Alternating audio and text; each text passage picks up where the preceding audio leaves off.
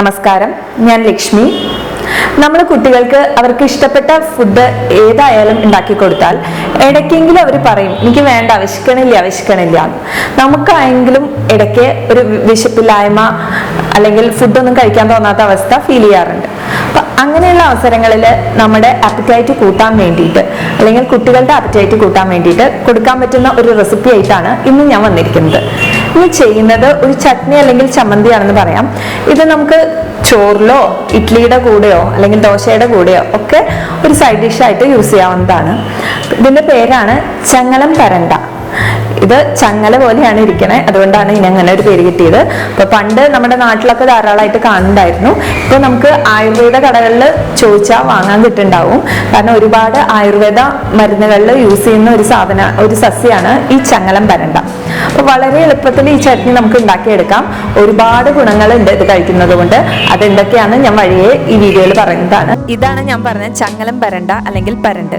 അപ്പൊ ഇവിടെ തമിഴ്നാട്ടിൽ ഇത് എല്ലാ പച്ചക്കറി കടകളിലും വാങ്ങാനായിട്ട് കിട്ടുന്നുണ്ട്. ഇത് ഇങ്ങനെ ഒരു കെട്ടായിട്ടാണ് കിട്ടുക. ഒരു 2-3 പ്രാവശ്യം ചട്നി അരയ്ക്കാനുള്ളത് ഉണ്ടാവും. ചെറിയ ഫാമിലി ആണെങ്കിൽ നമുക്കിതുപോലെ ഒന്ന് അഴിച്ചെടുക്കാം. എന്നിട്ട് ഇത് കഴുകിയെടുക്കണം. ഇത് കയ്യിലോ നമ്മുടെ സ്കിന്നിലൊക്കെ കൊണ്ടാൽ ചൊറിയും. അപ്പം അതുകൊണ്ട് കഴുകിയെടുത്തിട്ട് വേണം നുറുക്കാനായിട്ട്. നുറുക്കിയിട്ട് കഴുകിയെടുത്താൽ എന്തായാലും ചൊറിയും. അപ്പം അതൊന്ന് പ്രത്യേകം ശ്രദ്ധിക്കുക. ഇതുപോലെ ഒരു ചങ്ങല പോലെയാണ് ഇരിക്കുന്നത്. അതുകൊണ്ടാണ് ഇതിന് ചങ്ങലംപരണ്ട് എന്നുള്ള പേര് വന്നതെന്നാണ് പറയണേ. അപ്പോൾ ഇതുപോലെ ഇങ്ങനെ ജോയിൻസ് ഉണ്ട്. അപ്പോൾ ഇതൊന്ന് നമ്മൾ കട്ട് ചെയ്തെടുത്ത് ഈ തണ്ടാണ് നമ്മൾ ചട്നി ആക്കാൻ പോകുന്നത്. അപ്പോൾ ഈ ഇലകളൊന്നും നമ്മൾ ഇതിൽ ഉപയോഗിക്കുന്നില്ല. ഇലകളും ഔഷധ ഗുണങ്ങൾ തന്നെയാണെന്നാണ് പറയണേ. പക്ഷെ ഈ ചട്നിക്ക് വേണ്ടി നമ്മൾ ഇലകൾ ഉപയോഗിക്കുന്നില്ല. അപ്പോൾ ഇത് നമ്മൾ നുറുക്കിയെടുക്കുന്നതിന് മുമ്പായിട്ട് ഞാൻ പറഞ്ഞ പോലെ നമ്മുടെ കൈ ചൊറിയും. അപ്പം അതിന് വേണ്ടിയിട്ട് നമ്മൾ ആദ്യം എണ്ണ തേക്കണം. കയ്യിൽ വെളിച്ചെണ്ണയോ നിങ്ങൾക്ക് ഇഷ്ടമുള്ള ഓയിൽ കയ്യിലൊന്ന് നന്നായി തേച്ച് പിടിപ്പിക്കണം. അതിനുശേഷം വേണം നമ്മളിത് നുറുക്കാനായിട്ട്. ഓരോ ജോയിൻസ് ഇതുപോലെ ഒന്ന് കട്ട് ചെയ്തെടുക്കാം.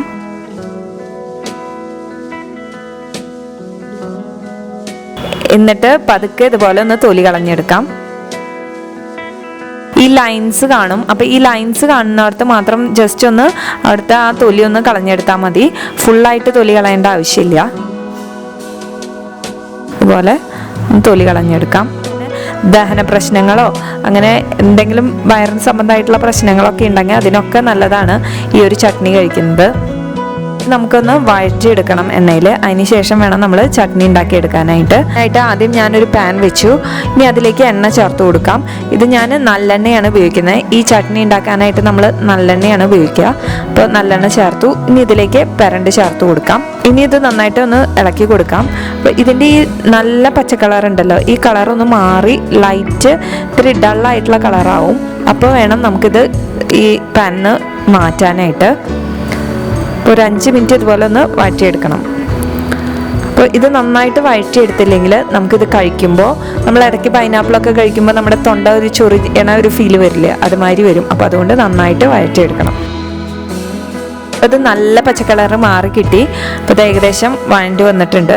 അപ്പോൾ നമുക്കിനി ഇതൊരു പാത്രത്തിലേക്ക് മാറ്റാം. ഇനി നമുക്കിതിലേക്ക് ബാക്കിയുള്ള സാധനങ്ങൾ ചേർത്ത് ഒന്ന് വഴറ്റിയെടുക്കണം ഈ ചട്നി ഉണ്ടാക്കാനുള്ളത്. ഈ പാനിലേക്ക് കുറച്ച് എണ്ണ ചേർത്തു.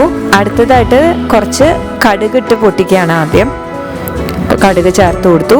ഇനി ഈ കടുക് പൊട്ടി വരുമ്പോൾ നമുക്കിതിലേക്ക് ഉഴുന്ന് ചേർത്ത് കൊടുക്കണം.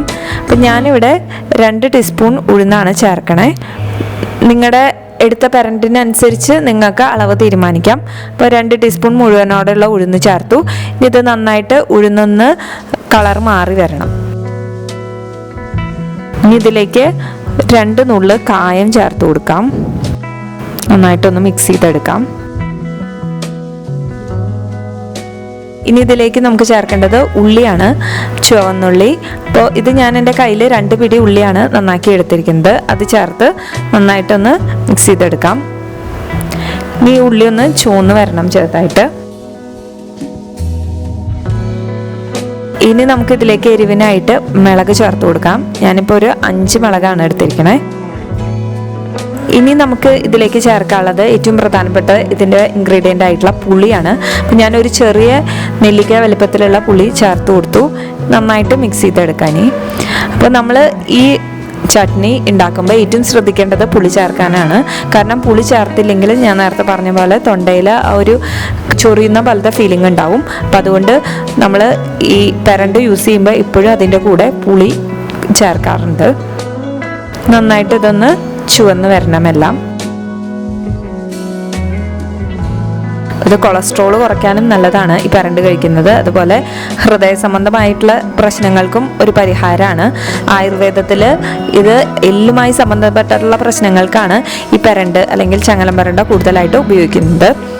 എല്ലിന് വല്ല പൊട്ടലോ ഒക്കെ ഉണ്ടാകുമ്പോഴാണ് ഈ പെരണ്ട് ഉപയോഗിക്കുന്നത്.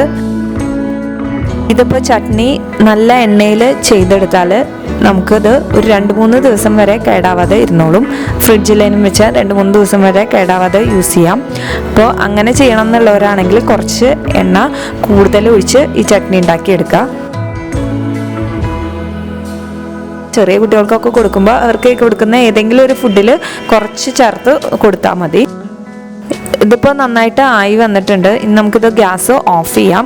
ഓഫ് ചെയ്തതൊന്ന് തണുത്ത് വരണം. തണുത്ത് വന്നതിന് ശേഷം വേണം നമുക്കിതെല്ലാം ചേർത്ത് ഒന്ന് അരച്ചെടുക്കാനായിട്ട്. ഞാൻ ഗ്യാസ് ഓഫ് ചെയ്തു. ഇതൊന്ന് നന്നായി ചൂടാറി വരട്ടെ. ഇപ്പോൾ ഇത് ചെറുതായി ചൂടാറി വന്നിട്ടുണ്ട്. ഇനി നമുക്കിത് ഒരു മിക്സിയുടെ ചെറിയ ബൗളിലേക്ക് മാറ്റാം. കരണ്ട് നമ്മൾ വറുത്ത് വെച്ചത് അത് ചേർത്ത് കൊടുക്കാം. ഇനി ഈ ഉള്ളി എല്ലാം ചേർക്കാം. ഇനി നമുക്ക് വേണമെങ്കിൽ വെളുത്തുള്ളി, ഇഞ്ചി ഒക്കെ ചേർക്കാം. ഇനി ഇത് നന്നായിട്ടൊന്ന് അരച്ചെടുക്കണം. ഇതിപ്പോൾ നന്നായിട്ട് അരച്ചെടുത്തു ഞാൻ മിക്സിയിൽ. വെള്ളമൊന്നും ചേർക്കേണ്ട ആവശ്യമില്ല. ഇനി നമുക്കിത് ഒരു പാത്രത്തിലേക്ക് മാറ്റാം. ഇനി ഇതിലേക്ക് നമുക്ക് താളിച്ച് ചേർക്കേ വേണ്ടൂ. അപ്പോൾ അതിലേക്ക് ഞാൻ കടുകും കറിവേപ്പിലയും മുളകും കൂടി ഒന്ന് താളിച്ചെടുത്തു. ഇനി അത് നമുക്ക് ഈ ബൗളിലേക്ക് ചേർത്ത് കൊടുക്കാം. അപ്പോൾ കണ്ടില്ലേ ചങ്ങലം പെരണ്ട വെച്ച് ഉണ്ടാക്കുന്ന ചമ്മന്തി. അപ്പോൾ ഇടയ്ക്ക് വല്ലപ്പോഴും ഇതൊക്കെ ഒന്ന് വീട്ടിലെല്ലാവർക്കും ഒന്ന് കൊടുക്കൂ. എല്ലാവർക്കും കഴിക്കുന്നത് നല്ലതാണ്. ഇനിയും ഇതുപോലെയുള്ള റെസിപ്പീസായിട്ട് ഞാൻ വരാം. അതുവരേക്കും നന്ദി, നമസ്കാരം.